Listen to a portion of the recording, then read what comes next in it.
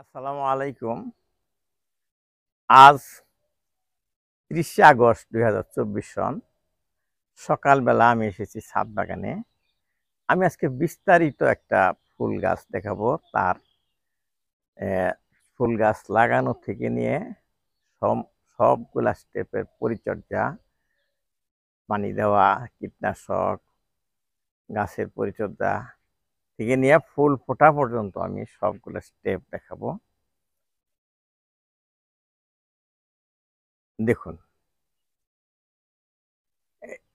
এই ফুলটার নাম হচ্ছে অ্যালামন্ডা ফুল। এলামন্ডা ফুলকে বাংলায় বলা হয় অলকানন্দা। তাহলে অলকানন্দা ফুলের নামটা আমাদের কাছে এলামন্ডার চেয়ে ভালো মনে হচ্ছে। আমি কোনো কোনো সময় এলামন্ডা বলি, কোনো কোনো সময় অলকানন্দা বলি। ঠিক এইটার মতো আরেকটা ফুল আছে আমার বাগানে, সেটা আমি আরেকবার দেখাবো। সেটার নাম হচ্ছে চন্দ্রপ্রভা। ওই চন্দ্রপ্রভা ফুল এইরকমই দেখতে, কিন্তু এরকম যেমন এটার ডগায় একটা করে থাকে, এই যে একটা করে ফুল ফুটছে প্রতিটাতে এরকম একটা, ওটা আবার ঝোপানো একসাথে অনেকগুলা ফুল ফুটে ছড়াইয়া থাকে এরকম। আর ওটা পাতা এই পাতার চেয়ে বড় বড়, দেখে বোঝা যায়, যেটা পাশাপাশি রাখলে বোঝা যায়। ওই গাছে আজকে ফুল নাই, যার জন্য দেখাচ্ছি না। এটার নাম হলো অলকানন্দ ফুল। দেখতে খুবই সুন্দর লাগে, দেখেন হলুদ ফুল সবুজ পাতার মধ্যে, কাছে দিকে দেখাই, খুব সুন্দর লাগছে। অলকানন্দা বা অ্যালামন্ডা ফুল। এটা লাগাইলাম কিভাবে? এটা নার্সারি থেকে একটা চারা আনছি, তখন এইটা একটা ডালের সমান চারা ছিল।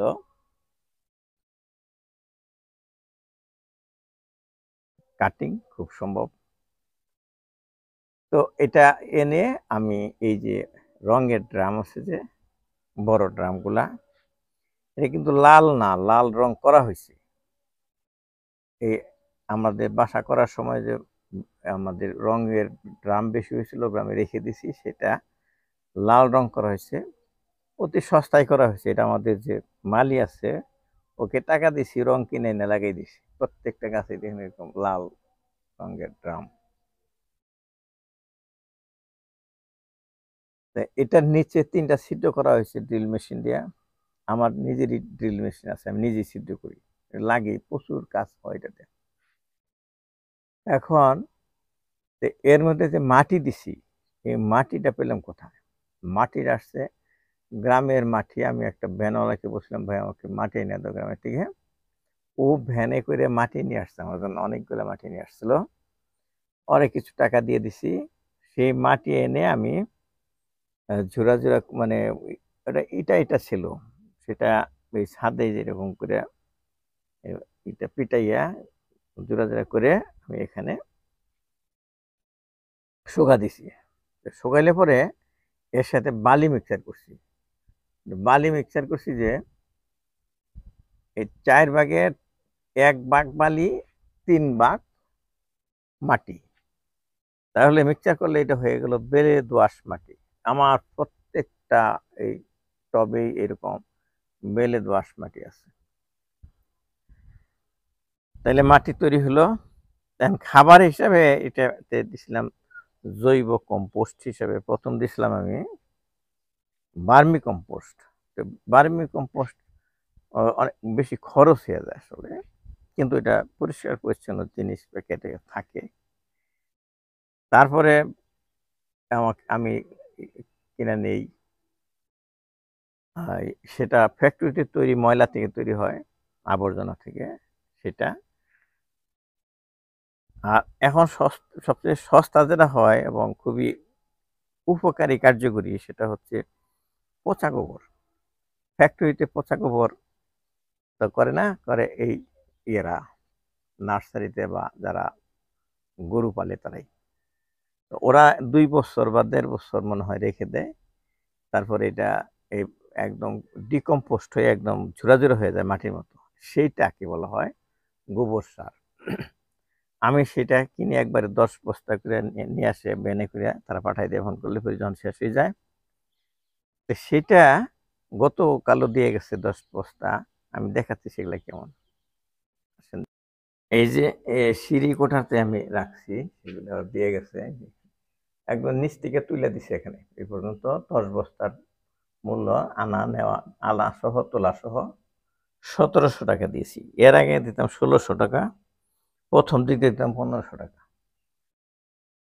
অনেকদিন চলবে এটা।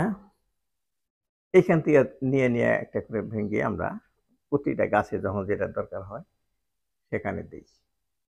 এরকম যতগুলা টব দেখতেছেন প্রত্যেকটাতে এরকম বর্তমানে গোবর সার দেওয়া হয়েছে।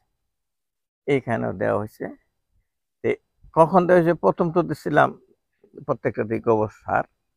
এখন যখন দেখা যায় গাছের পাতা একটু হলুদ হলুদ হইতে নেয়, তখন বুঝি আমরা খাবার কম পড়ছে। আর সবুজ থাকলে তো কম পড়ে নাই। এখন সুন্দর সবুজ পাতা। এই মাটিও তখনই থাকে যে বাদামি রঙের থাকে। তো ওইগুলি যখন কুইমা জায়গা তখন ওখান থেকে কিছু মাটি সরাইয়া তারপর ওই জৈব কম্পোস্ট মিক্সচার করে আবার ভরে দিই, তাইলে হলো। এটা খাবার। পানি পানি দেওয়া হয়। আপনারা যারা অল্প লাগাবেন তারা পট দিয়ে পানি দিতে পারবেন। আমি এই একটা করে নিছিলাম, যে বালতি আছে, বালতিতে পানি ফেলে এইখান থেকে পট দেওয়া নেওয়া যায়। কিন্তু অনেকগুলা গাছ তো আমার তো অনেক গাছ। এই যে ফল গাছই আছে এই ১০০-র উপরে। কাজেই আমার অনেক পানি লাগে। কাজে আমি পানি দেই, এইখান থেকে পানি দিই। এই যে আমার বাসা কিন্তু কমপ্লিট হয়নি। আমি ৬ তলা বিল্ডিং এর ৩ তলা বন্ধ করে স্থগিত রাখছি। এই যে পানির ট্যাঙ্কি, এই নিচ দিয়ে পানিটা আসে, যখন পাম্প মেশিন ছাড়া হয় ১০-১৫ মিনিটে ট্যাঙ্কি ভরে যায়। যখন ট্যাঙ্কি ভরতে হয় তখন আমি এই চাবিটা খোলা থাকে, এরকম করে যদি খোলা পানি এখানে যায়। আবার যখন বাগানে পানি দিব তখন এই চাবিটা বন্ধ রাখি, এটা খুলে দিই। এই পাইপ দিয়ে পানিটা পড়ে, ওই পাইপ দিয়ে আমরা প্রত্যেকটা গাছের গোড়ায় একটু একটু করে পানি দিয়ে দেয় যতটুকু লাগে। এমনভাবে পানি দেই যেন এই পানি ২ দিন চলে। ২ দিন পর পর পানি দেওয়া হয়। যে গতকাল পানি দিছে তো সেই পানির রয়ে গেছে, আর বৃষ্টি পানিও কিছুটা আছে এখানে। তো সেই পানি দেওয়া হয় ২ দিন পর পর। আমাদের মালি আছে, সে দেয়, প্রত্যেকটা দেয়। ১ম দিকে আমি একাই পানি দিতাম। অল্প গাছ ছিল। আর কীটনাশক দিতে হয় যে ওই এই শীতকালে বিশেষ করে যে পাতাতে মাকড়সা বাসা করে, কোঁকড়া কোঁকড়া হয়ে যায়, সাদা পোকায় করে আক্রমণ করে। তো ওটা আমরা তো দেখতেই পাই। যখন দেখা যায় তখন নিমের পাতার রস স্প্রে করে দিই। নিমের পাতার রস শুধু না, ওর সাথে সাবানের গুঁড়া দেওয়া হয়, মানে ডিটারজেন্ট পাউডার, হলুদের গুঁড়া দেওয়া হয়। তো সেগুলি বানানোর নিয়ম আছে। ওটা আমার একটা ভিডিও আছে, আপনি লিখবেন কীটনাশক নিমের পাতার রস তৈরি, সাদিকুল তালুকদার, SADEQUEL লিখলেই আমার ভিডিও আসে। ইউটিউবে লিখবেন পাবেন, ফেসবুকে লিখবেন পাবেন। তাহলে ওইটাই হলো কীটনাশক। তাহলে আর লাগে কি? খাবারের কথা বললাম, তারপরে এই পরিচর্যা, যে এই গাছের ডালে অনেক বাইরে যায়, তাই না? ১ম তো একটা ছিল, আবার সুবিধা আছে। ধরুন একটা ফুল ফোটার পরে যদি আমি এখানে কেটে দিই, তাহলে এখান থেকে ২-৩টা করে আবার ডাল বেরোবে। এইজন্য গাছটা ঝোপানো হয়েছে, ঝোপানো হয়েছে। ঝোপানো হলে ফুলও বেশি হলো, একটা জারের মতো হলো। তো এই হলো আমার ফুলের পরিচর্যা। এটা কিন্তু সারা বছর এরকম ফুল দিচ্ছে আমাকে। আর হলুদ ফুল, সাদা এর গাছ, মানে সবুজ গাছে হলুদ ফুল, ওয়ান্ডারফুল, ওয়ান্ডারফুল। এতক্ষণ দেখালাম অ্যালামন্ডা বা অলকানন্দা ফুল গাছের বিস্তারিত, লাগানো থেকে নিয়ে সব সব স্টেপের পরিচর্যা এবং ফুলের ডেসক্রিপশন সবই দিলাম। আশা করি আপনাদের কাছে ভালো লেগেছে, এবং আমি তো আপনাদের ভালো লাগার জন্যই দেই, এবং আপনাদের অনেকেরই আমি হেল্প করি। তারাও এই নিজের যেটুকু ছাদের স্পেস আছে ইউটিলাইজ করার জন্য তারা নিজেরাই এইভাবে বাগান করে এবং তারা আমাকে রিকোয়েস্ট করে যে আমি যেহেতু অনেকগুলা ফুল ফল গাছ লাগাইছি এগুলি কিভাবে আমি পরিচর্যা করি বলার জন্য বিস্তারিত। আমি তাই একেক দিন একেকটা গাছের বিস্তারিত বর্ণনা দেই। আগে যেগুলি দেওয়া হয়েছে সেগুলি আপনি দেখতে পারেন আমার সাদিকুল তালুকদারের ইউটিউব এবং doctor Sadikul Islam Talukdar Facebook page দেখে।